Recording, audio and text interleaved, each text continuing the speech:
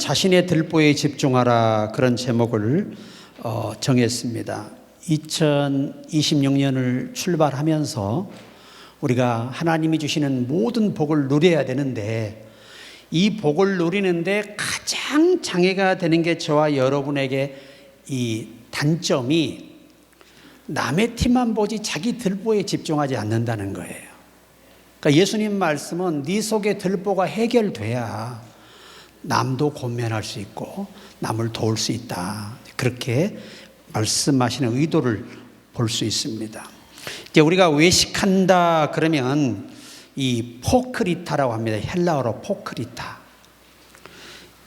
이게 다른 표현으로 위선자, 겉과 속이 다른 사람. 이게 어원은 이 연극 배우에서 온 말이에요. 실제 주인공은 아닌데 실제처럼 연기하는 연기자처럼 이것을 외식이라고 표현합니다. 그러니까 바꿔서 말하면 우리가 예수를 내 속에서는 안 믿는데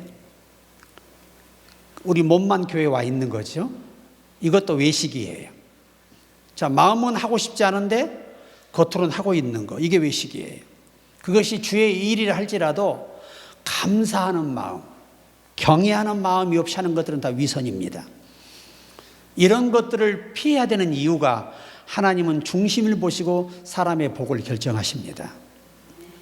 그러니까 어떤 마음으로 하느냐가 하나님의 결정에 징계로 가느냐 복으로 가느냐, 이 차이가 여러분 안에서 결정되는 것입니다. 자, 그래서 두 번째 티, 이 눈 속에 티라 그러지요. 카르포스라는 헬라어 말을 씁니다. 카르포스. 이 카르포스라는 말은 작은 부스러기, 아주 미세한 결점, 다른 사람의 작고 사소한 잘못을 찾고 가지고 그걸 가지고 물고 늘어지고 판단하고 비방하고 정죄하는 것들이 이 티, 작은 허물들을 말하는 거예요. 우리나라 말로 표현하면. 들보가 뭐냐? 도코스라는 헬라어를 씁니다. 도코스. 이것은 큰 나무 기둥을 의미하는 단어예요. 집을 떠받치는 기둥이 있죠. 성전의 솔로몬의 기둥, 백향목. 자기 안에 있는 크고 중대한 죄 문제는 거들떠 보지도 않고 남의 작은 허물에 집착하는 사람들, 위선자라고 주님 말씀하시는 거예요. 다 위선자다. 그러니까 우리가 사람을 대할 때도 진실한 마음, 그리스도의 사랑으로 대해야 이게 위선이 아니고 외식이 아닌 겁니다. 정말 우리가 신앙이 깊어지잖아요. 그러면 한 분 한 분이 너무나 소중하게 느껴지는 거예요. 한 분 한 분이. 왜? 그리스도가 그 안에 계시니까. 그래서 항상 우리가 이 신앙이 깊어지고 우리 속된 말로 철이 든다면 그 정도까지 넓은 의미로 세상을 바라볼 수 있는 거죠. 원수도 축복의 대상으로 바라볼 수 있고, 그래서 그를 축복해 주라고 말씀하시잖아요. 그러니까 원수도 축복할 수 있는 사람이라면 굉장히 수준 높은 영성을 가지고 있는 거고 믿음을 가지고 있는 것입니다. 그러니까 우리가 상황을 보면은 누가복음 6장은 예수님께서 제자들과 무리에게 하나님 나라 백성의 삶의 태도를 가르치는 복음이에요. 예수님이 진의하신 말씀이죠. 원수를 사랑하라, 판단하지 마라, 긍휼히 여겨라, 이와 같은 모든 메시지가 6장에 다 내포되어 있습니다. 이 원수를 사랑하라, 판단하지 말라, 긍휼히 여겨라, 이와 같은 말씀의 의미는 실제적으로 보면은 자기 성찰, 자기부터 추스리라는 겁니다. 나부터 우리가 회복을 받아야 돼요. 근데 남의 작은 것 때문에 내 속의 허물은 계속 증가된다는 겁니다. 그래서 성경은 남의 죄에 참여하지 말라는 거예요. 항상 남의 작은 허물을 보지 말고 거기에 집중할 필요가 없어요. 자기의 부족한 부분에 집중해서 이걸 극복해내야 진정한 축복의 사람이 성숙한 신앙인이라고 말하는 거예요. 불평은 작은 믿음의 열매로 나타나는 현상들입니다. 그러니까 모든 일을 할 때 감사함으로 하는 게 매우 중요하다 하는 것입니다. 그러니까 우리가 자꾸 티를 보는 이 목적이 뭔지 아세요? 원문에 보니까 목적이 이는 의도적으로 과장된 표현으로 자신의 큰 죄와 문제는 보지 않으면서 남의 작은 잘못은 쉽게 지적하는 인간의 위선을 드러내기 위한 그의 행동이라는 겁니다. 이게 보면요, 이 자기 과거가 지저분한 사람들이 더 그런 사람들에 대해서 더 징계하고 평가하고 그래요. 그게 사람이에요. 성숙하지 못해서 그런 거예요. 아직 주님을 깊이 주님의 성분으로 채워지지 못하기 때문에 그런 현상이 오는 것입니다. 그러니까 예전에 우리 시어머니, 우리 할머니가 그렇게 우리 어머니를 힘들게 했대요. 계속 10명을 낳았으니까 계속 딸만 나니까 딸 난 그날 한다는 소리가 딸 나고 밭에가 일 못한다냐 그래 밭에가 일했대요. 그런데 다른 보통 동네 분들 보면 그렇게 구박받고 산 시어머니는 꼭 며느리 이렇게 구박해. 근데 우리 어머니는 항상 며느리 편이에요. 절대 아들 편을 들지 않습니다. 그게 좀 동네에서도 다른 점이었어요. 제가 어린 나이에 느낀 것이.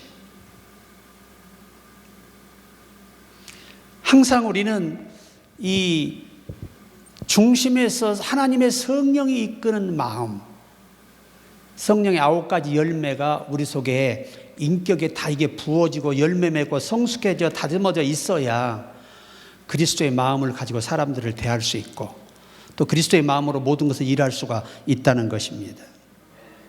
그러니까 우리가 항상 남의 허물을 보고 자꾸 말하는 분들, 제가 그래서 이제 그런 분들은 사실 이 목회자들끼리도 제가 많이 조심하고 경계합니다. 왜? 남 얘기 잘하는 사람 꼭 뒤에가 내 뒤통수를 치거든요. 이건 제가 목회 오래 하면서 다 겪었던 일들이에요. 성도들도 그래요.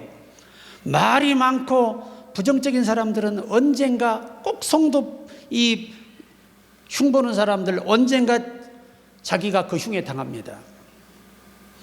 그래서 우리가 한 해의 복을 받으려면 남의 일 신경 쓰지 말고 내 속의 것부터 잘 성숙하게 만들고 다듬어야 여러분이 축복의 사람이 되는 거예요. 그건 뭐 분명한 사실이죠. 분명한 사실.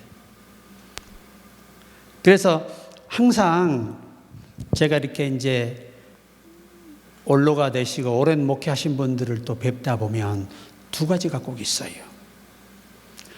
연세가 들어 그렇게 오랜 세월 연단받고 성숙해지셔야 되는데도 아직도 남의 일에 간섭하는 사람이 많아요. 그런데 목회를 정말 잘 하시고 아름답게 은퇴한 분들 있잖아요. 그분들은 말 수가 없습니다. 말이 없어요. 말이. 저 조언 좀 해주십시오. 그러면 목사님 우리 시대와 지금은 다르니 주님과 함께 동행하시면 됩니다. 이 말뿐이에요. 그런데 인격이 다듬어지 못한 분들은 은퇴하고 나도 더 나이가 들어서 치매가 있는 것처럼 그렇게 오버하는 사람들이 많아요. 우리가 분류를 보면서 나는 어느 편에 서서 본을 받고 살 것이냐. 이것은 굉장히 목회자 세계에서도 중요하더라고요. 굉장히. 오늘 우리는 예수님의 말씀에 귀를 기울여야 됩니다. 외식하는 자요. 이게 신앙의 가장 위기예요. 남의 허물이 보이고 내 속의 허물을 못 보는 사람이 가장 위험한 사람이에요. 사탄에게 가장 적합한 존재들이 되는 거죠. 외식이라는 것은 단순히 실수하는 믿음의 생활을 말하는 게 아니에요. 실수할 수 있지요. 어둠에 속을 수 있으니까. 외식은 겉으로는 어려운 척하지만 속으로 변화가 없는 신앙인들을 표현하는 단어입니다. 그러니까 바리새인 사두개인들은 성경을 읽어요. 메시아가 베들레헴에 태어난다고 알고 있습니다. 성경을 통해서. 그런데도 안 믿잖아요. 이게 외식이라는 거예요. 여러분, 믿음이 부족해도 낙심할 것은 없어요. 하나님, 내게 믿음을 주세요, 아버지. 내가 주님의 살아계심을 경험할 수 있는 내게 은혜를 주십시오. 기도할 때 그분은 거절하지 않으십니다. 그러니까 신앙은, 예수님 말씀이 뭐냐면 남을 평가하는 기준이 아니라는 게 신앙생활은. 나 자신을 비추고 나 자신을 항상 돌아보는 것, 이것을 주님이 강조하시는 거예요. 왜냐? 남 때문에 너까지 망하지 말라는 얘기예요. 그러니까 우리 모두가 올 한 해 동안 복을 받는데 가장 치명적인 게 이런 부분들이거든요. 대부분 행복하지 못한 부부들은 항상 이 예전에 집회 가서 이제 어려운 교회 가면 이 호텔이나 모텔을 얻어주라고 말하지를 못해요. 그러면 내가 불편하지만 이제 이 사우나를 가거든요. 옛날에 사우나가 활성화되어 있었잖아요. 근데 사우나에 가서 이렇게 누워 있으면 옆에 있는 부부들이 싸우는 게 뭐냐? 서로 약점을 잡아서 싸우는 거야, 부부가 둘이. 거기서 막 계란 던지고 난리가 나요. 물 던지고 난리가 나는 부부도 있는가 하면, 또 어떤 이 여인들은 이 여성들끼리 모여 누워 있는데 계속해서 어떤 분은 자기 남편 자랑만 하는 남편을 가진 부인, 어떤 분은 자기 남편의 서운한 점만 다 얘기하는 거예요.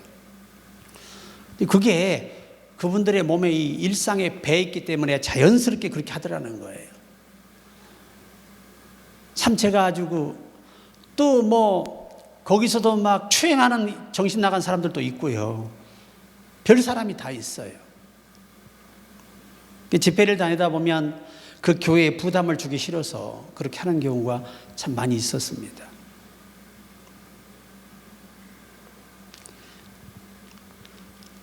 과연 왜 우리는 남의 티에 그렇게 민감한가?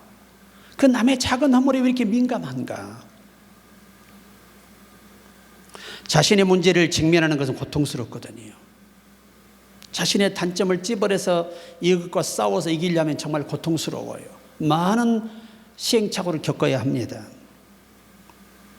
근데 남의 문제를 지적하는 건 쉽거든요. 내 일이 아니니까. 남이잖아, 남. 우리가 올 한 해요, 내 안에서 이 들보를 못 이겨내잖아요. 우리에겐 여전히 지난해와 똑같은 연단과 아픔이 있을 뿐이에요. 그래서 우리가 항상 경계의 대상은 내 밖에 있는 게 아니라 내 안에 있음을 잊지 말라고 주님이 말씀하시는 거예요.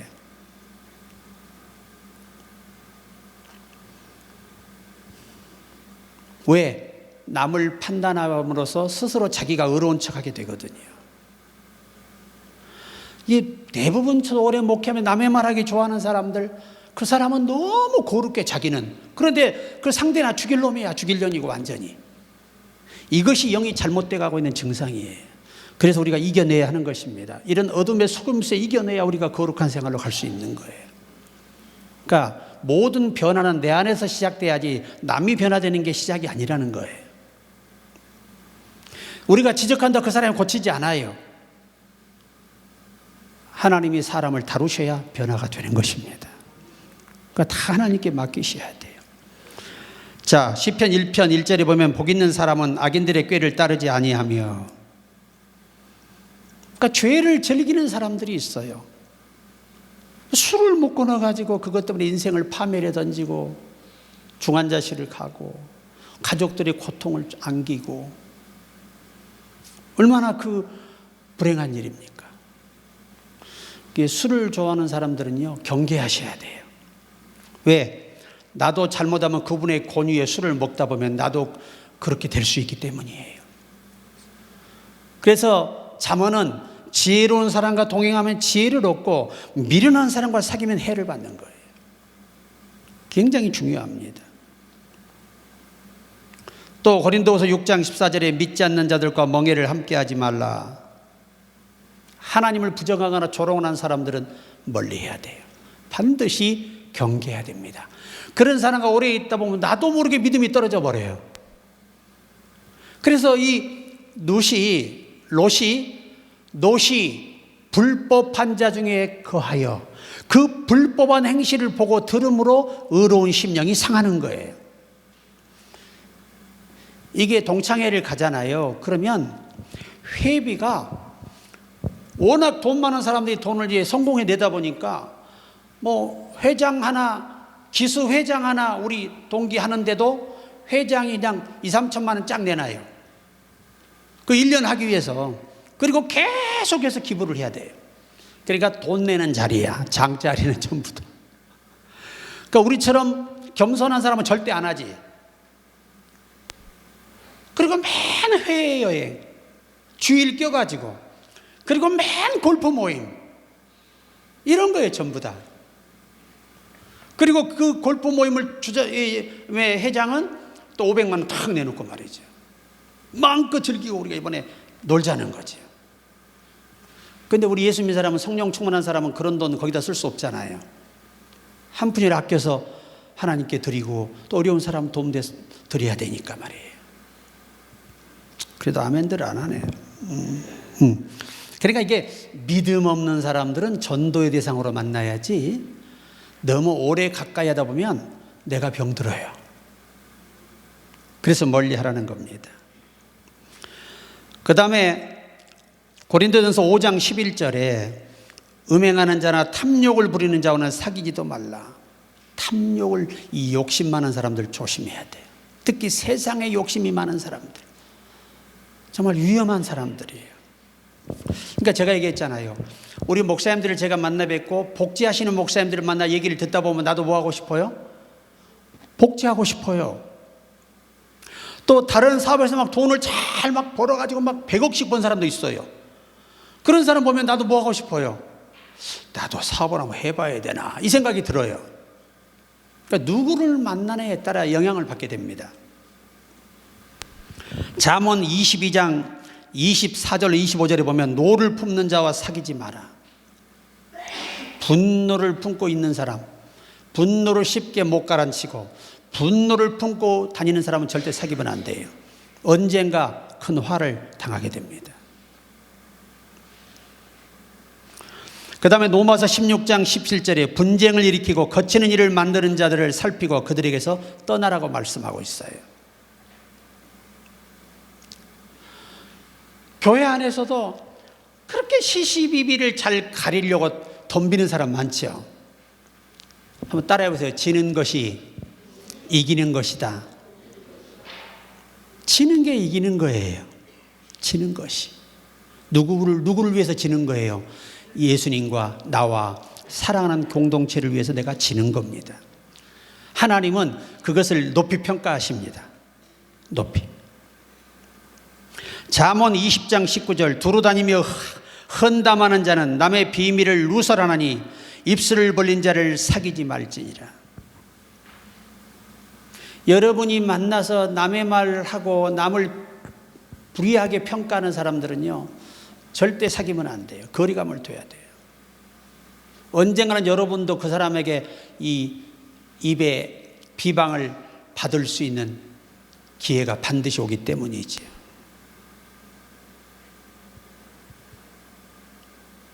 잠언 11장 13절에도 두루 다니며 헌담하는 자는 남의 비밀을 누설하라니 마음이 신실한 자는 그것을 숨기느니라. 교회 안에서 작은 허물이 보여도 숨겨주는 사람은 진짜 하나님을 알고 있는 사람이에요. 근데 이걸 갖다가 다 벌리면 얼마나 서로가 공동체가 지체가 고통을 느끼겠어요. 굉장히 중요한 것입니다. 그러니까 성경은 그들을 미워하라는 게 아니잖아요. 따르지 말고 닮지 말며 영향을 받지 말라는 의미예요. 그들을 그냥 사탄아 물러가라 그러면 안 된다는 거죠. 왜? 그들도 때가 되면 변화돼요. 하나님이 쓰실 때가 되면 뒤집어 엎습니다. 그러니까 하나님이 쓰시는 사람은 항상 낮추는 걸 볼 수 있어요. 모세를 그 어마어마한 장정의 역사의 수레바퀴를 돌리게 하기 위해서 사람을 죽이는 살인자가 되게 하고, 그 살인자로서 얼마나 그 정신적 고통을 40년 겪었겠어요. 세월이 흐를수록, 인간이 성숙해질수록 사람이 사람을 용서 못하고 죽였다는 게 얼마나 그에게 자책이 되겠냐 이거예요. 그것으로 인하여 자신의 육신의 모든 것들은 죽고 영이 살아나서 주님과 교통하며 역사의 주인공이 되지 않습니까? 그러니까 성경은 하나님이 쓰시는 사람이 낮춰지지 않은 사람이 없다는 거예요. 복을 주더라도 마찬가지. 욥 같은 사람, 인간으로서는 겪을 수 없는 최악의 상황으로 그를 낮춰요. 거기서 하나님의 은혜를 깨닫고 성령으로 거듭나서 2배 이상의 복을 받잖아요. 그러니까 여러분이 삶에 어려움이 있다고 해서 그것이 우리가 망하는 길로 가는 게 아니에요. 잘 참고 견뎌내면 축복의 시간이 우리에게 다가오는 것입니다. 그러니까 성경은 모든 사람을 용서해야 되잖아요. 그러니까 영향을 받지 말고 그를 위해서 기도하고 항상 격려해 주라는 말씀입니다. 그리고 예수님이 오늘 중시하는 메시지가 먼저 내 눈 속에서 들보를 빼라는 겁니다. 여기서 먼저라는 말은 원문에 순서가 있습니다. 첫째가 자기 성찰, 자기를 바라보는 거죠. 내가 이 말할 만한 내가 거룩한 삶이 있었나를 되돌아보라는 겁니다. 아마 저와 여러분이 과연 남을 말할 만한 거룩함이 있을까요? 있을까요? 그분 앞에서는 없죠. 다 용서받은 의인인데 우리가 죄를 안 져서 의롭다 하시는 거 아니잖아요. 언약의 피를 믿는 자에게 조건 없이 용서를 베푸신 거죠.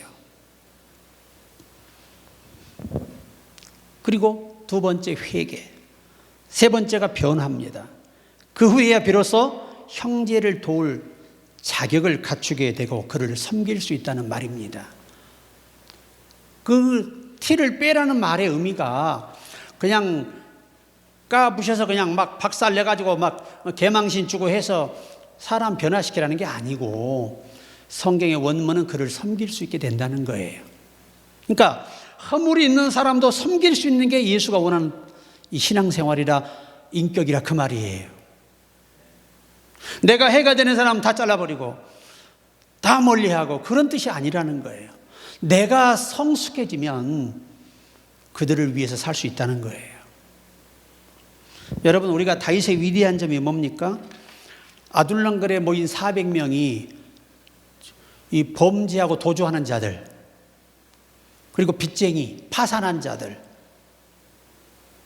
그리고 불명예스러운 자들, 노숙인들, 인생을 다 내려놓고 그런 사람들을 다 불러와서 그들에게 신앙을 회복시키고 여호와를 경외하게 만들고 모든 그들의 달란트에 맞게 장점에 맞게 훈련을 시켜서 아주 명장을 만들어 놓잖아요. 결국 그들이 이스라엘을 통일하는 이스라엘 왕이 되잖아요. 여러분, 올 한 해 여러분과 나는 인격이 커져야 합니다. 속사람이 아름다워져야 돼요. 성숙해져야 돼요. 그래야 남을 섬길 수 있는 훌륭한 하나님의 사람이 될 수 있습니다. 결국 우리는 내면을 들여다보라는 겁니다. 내면을. 이 말씀은 오늘 우리에게 이렇게 질문을 던지는 겁니다. 나는 누구의 티를 가장 자주 말하고 있는가? 이걸 보라는 겁니다. 하나님 앞에서 내 신앙의 들보는 찾았는가를 점검해 보라는 겁니다. 이게 참 우리에게 어려운 일이에요. 근데 이것이 극복이 안 되면 항상 누군가와 분쟁이 일어나고 그 공동체가 서로 아파하게 됩니다. 오신실하신주 한번 드리겠습니다. 우리가 부족해도 낙심할 거 없어요. 하나님은 힘을 구하는 자에게 힘을 주시고 지혜를 구하는 자에게 지혜를 주시고 만나고자 하는 자를 만나주세요. 간절히 기도하고 바라면 되는 것입니다. 찬양드립니다.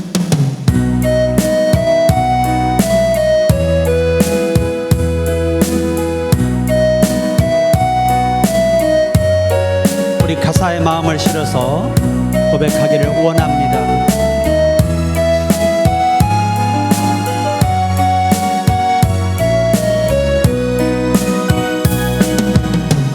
하나님 한 번도 나를 실망시킨 적 없으시고 언제나 공평과 은혜로 나를 지키셨네. 오신실하신 주, 오신실하신 주, 내 너를 떠나지도 않으리라. 내 너를 버리지도 않으리라. 약속하셨던 주님, 그 약속을 지키사 이후로도 영원토록 나를 지키시리라 확신하네. 지나온 모든 세월들 돌아보아도 그 어느 것 하나 주의 손길 안 미친 것 전혀 없네. 아멘. 오신실하신 주, 오신실하신 주,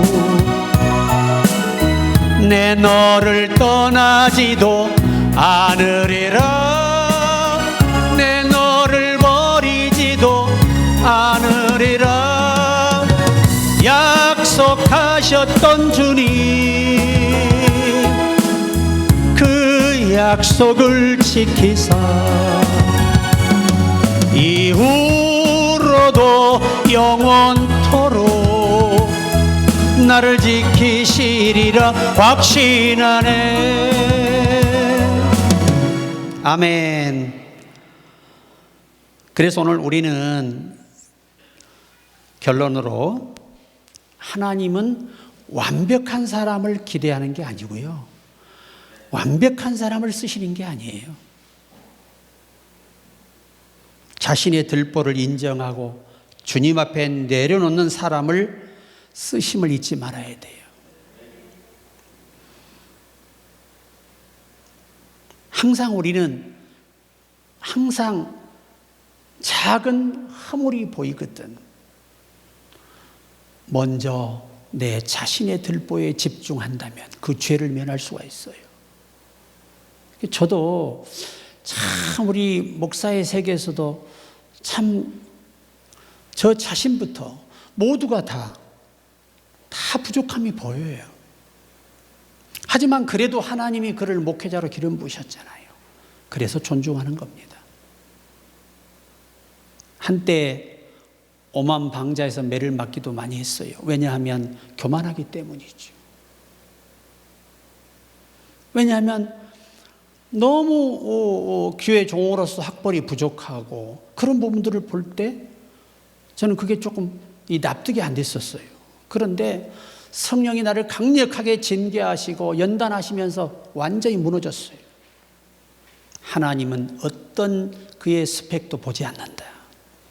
당신이 원하는 자를 불러서 쓰실 분이라는 거예요. 그러니까 하나님은 똑같이 동일하게 보시는 거예요. 동일하게 사랑하고 동일하게 대하시고 계신 거예요. 하나님은. 우리가 그분이 우리 아버지인 것을 감사해야 합니다. 정말 영원토록 우리를 위해서 자기 목숨까지 버리시면서 사랑하신 분이에요.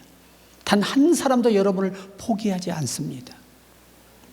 다만 그분은 네 안에 들보가 없어야 남의 것에 티를 보지 않고 나를 바라보고 나를 위하고 비로소 그 허물 있는 자들을 위해서 사랑을 베풀 수 있고 그들도 존중할 수 있고 그들도 사랑할 수 있는 사람으로 바꾸어지기를 주님은 원하셔서 이 말씀을 하신 거예요. 너 누구를 뭐 정죄하고 비난하고 누구를 막 짓밟게 해서 주신 말씀이 아니잖아요. 주님은 그런 분이십니다. 우리 주님 손잡고 일어서세요. 한 번 더 드리고 설교를 마칩니다. 오늘 여러분, 오늘 말씀 팩트가 그겁니다. 남의 티가 보이거든 내 들보에 집중하라. 남의 허물이 보인다면 내 속에 뭔가 문제가 있다는 얘기죠. 고장이 났다는 겁니다. 이것을 치료하는 데 집중하면 남들을 티를 보는 게 아니라 그를 섬길 수 있는 사람이 될 것이라고 하는 것입니다. 그 은혜가 한 해 또 우리 모두에게 있어서 올 연말에는 다 멋지게 간증하는 우리 모두가 되기를 주의 이름으로 축복합니다. 우리 이 한 곡 드리고 기도하겠습니다.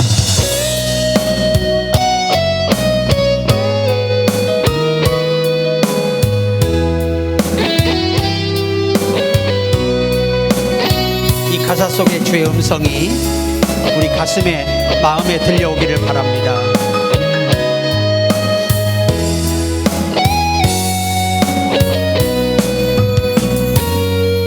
왜 나만 겪는 고난이냐고 불평하지 마세요.